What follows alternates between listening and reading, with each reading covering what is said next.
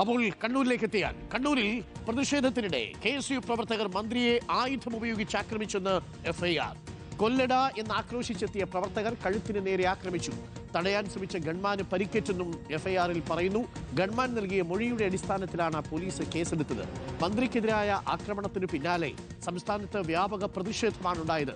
പലയിടത്തും CPM കോൺഗ്രസ് പ്രവർത്തകർ ഏറ്റുമുട്ടി. കണ്ണൂർ കൊടിയേരിയിലെ പാറാലിൽ മണ്ഡലം കോൺഗ്രസ് ഓഫീസിന് തീയിട്ടു. ആലപ്പുഴയിൽ പുതുയുഗ യാത്രയുടെ ഭാഗമായി സ്ഥാപിച്ച ബാനറുകളും കൊടിതോരണങ്ങളും നശിപ്പിച്ചു. മന്ത്രിയെ KSU പ്രവർത്തകർ മർദ്ദിക്കുന്നതിന് ദൃശ്യങ്ങൾ പുറത്തുവിടാൻ കോൺഗ്രസിന്റെയും KSUവിന്റെയും വെല്ലുവിളി. അതേസമയം പരിക്കേറ്റ മന്ത്രി വീണ ജോർജ് പരിയാരം മെഡിക്കൽ കോളേജിൽ ചികിത്സയിൽ തുടരുന്നു. MRI സ്കാൻ ഉൾപ്പെടെ നടത്തുന്നതിൽ തീരുമാനമെടുക്കാൻ പ്രത്യേക സംഘം രാവിലെ യോഗം ചേരും. അർജുൻ കല്യാണും സിനോജ് തോമസും റാഹിസ് റഷീദും ചേരുന്നുണ്ട് കൂടുതൽ വിവരങ്ങളുമായി. ആദ്യം അർജുൻ കല്യാണിലേക്ക്. Good morning Arjun. Good morning Sinoj. Good morning Rahis. Kalyan Kannur railway സ്റ്റേഷനിൽ ആണ് ഇപ്പോഴുള്ളത്. ഇപ്പോൾ FIR വന്നിരിക്കുന്നു. FIR-ൽ വധശ്രമത്തിനാണ് KSU പ്രവർത്തകർക്കെതിരെ കേസെടുത്തിരിക്കുന്നത്.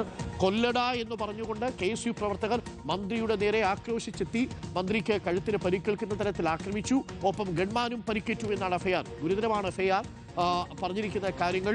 ഇപ്പോൾ ആരോഗ്യവകുപ്പ് മന്ത്രി വീണ ജോർജിന്റെ ആരോഗ്യനില എങ്ങനെയുണ്ട്? പരിയാരം മെഡിക്കൽ കോളേജിൽ നിന്ന് നമുക്ക് ലഭിക്കുന്ന വിവരങ്ങൾ എന്താണ്?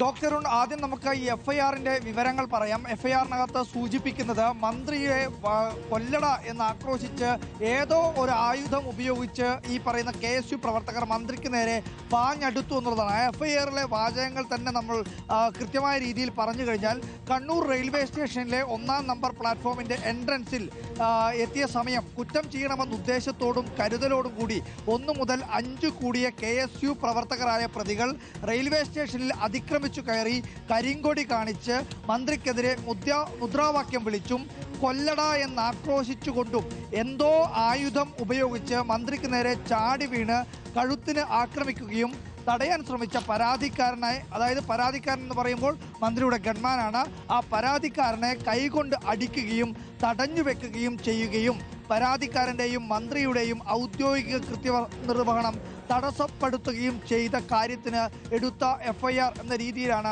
ഇതിനകത്ത് രേഖപ്പെടുത്തിയിരിക്കുന്നത്. ഇതിനകത്ത് ഏറ്റവും പ്രധാനമായി കാണേണ്ടത് മന്ത്രിയെ ആയുധം ഉപയോഗിച്ച് എന്തോ ഒരു ആയുധം ഉപയോഗിച്ച് ആക്രമിക്കാൻ ശ്രമിച്ചു എന്നുള്ളതാണ് FIR-ൽ രേഖപ്പെടുത്തിയിരിക്കുന്നത്. അതിനു പുറമെ കൊല്ലട എന്നുള്ള ആക്രോശം ഈ KSU പ്രവർത്തകരുടെ ഭാഗത്തുണ്ടായിട്ടുണ്ട് എന്നുള്ളതാണ് പറയുന്നത്. FIR-ന്റെ പകർപ്പുൾപ്പെടെ സഹിതമാണ് ഇപ്പോൾ വാർത്തയായി നൽകുകയും ചെയ്യുന്നത്.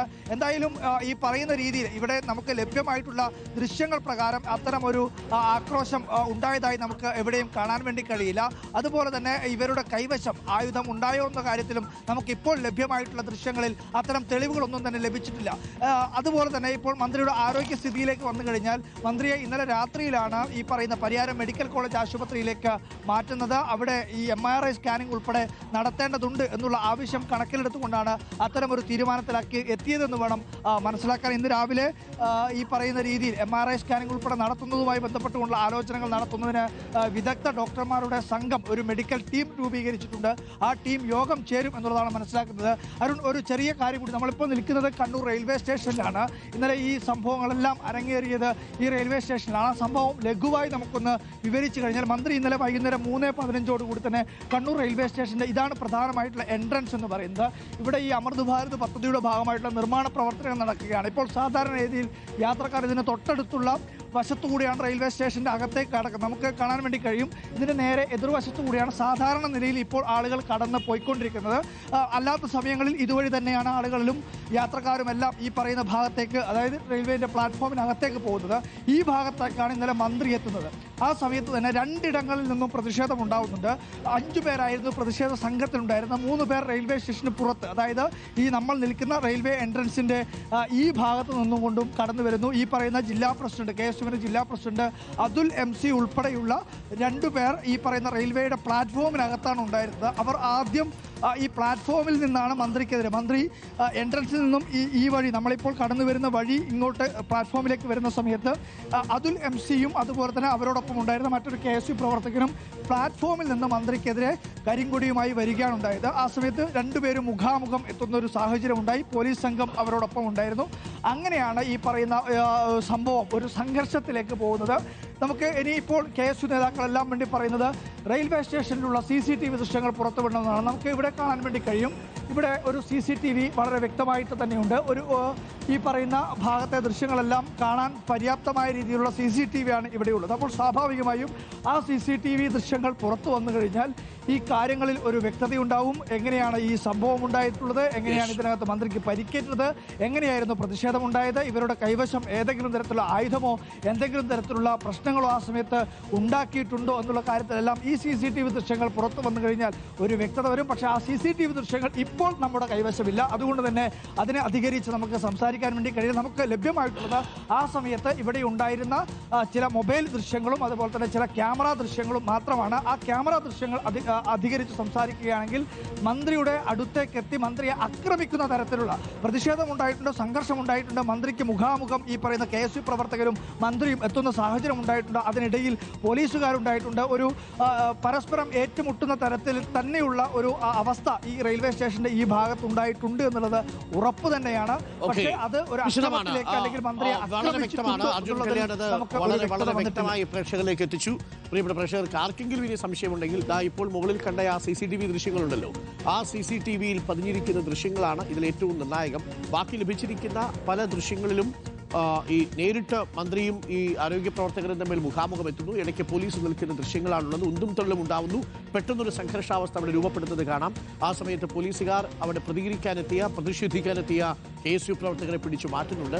പക്ഷേ മന്ത്രിയുടെ ശരീരത്തിൽ അവരുടെ കൈ സ്പർശിച്ചതിൻ്റെ ഒരു തെളിവും നമുക്ക് ഈ ദൃശ്യങ്ങളിൽ കണ്ടെത്താൻ സാധിച്ചില്ല.